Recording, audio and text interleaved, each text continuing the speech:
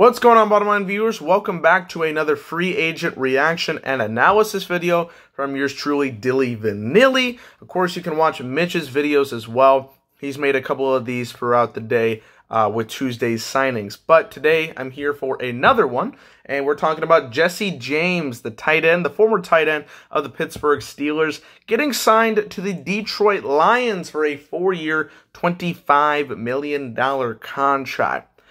The last two that I made, Cole Beasley and Latavius Murray, I was actually given a good thumbs up. I liked both of those signings. They were not too big of contracts for both of them. They've made sense to both teams. I actually really liked both of those signings. Here, I'm not a big fan, man. I'm not a big fan of this signing, and here's why.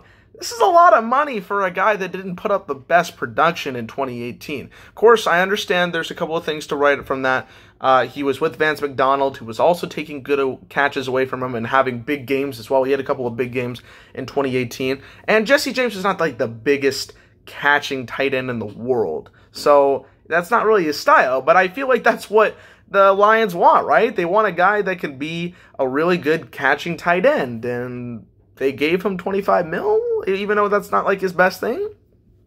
He's a good blocking tight end, like he's a pretty solid blocking tight end, but the stats have really not shown to me that he's worth this amount of money. Now, the tight end position for the offense of the Lions last year was the worst thing they had on offense. I mean, it wasn't good at all. Lolo, I think, had the most amount of receptions for the Lions for a tight end, and it was like 21.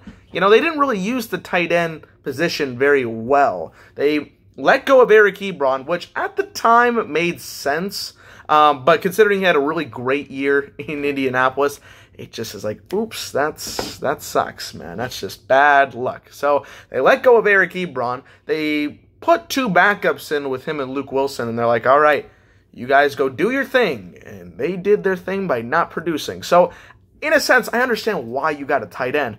But why Jesse James, of all people? Okay, because there's two other options you could have gone here. If you really wanted to get a good tight end and get another solid piece for Matthew Stafford, who lost a couple of pieces in 2018. He lost Golden Tate due to trade. He lost Marvin Jones due to injury for a little bit. So he wasn't having the best 2018 with his offense. I get that Marvin Jones is coming back, but he lost a big receiver in Golden Tate, and you didn't even have a tight end there. So what's he to do?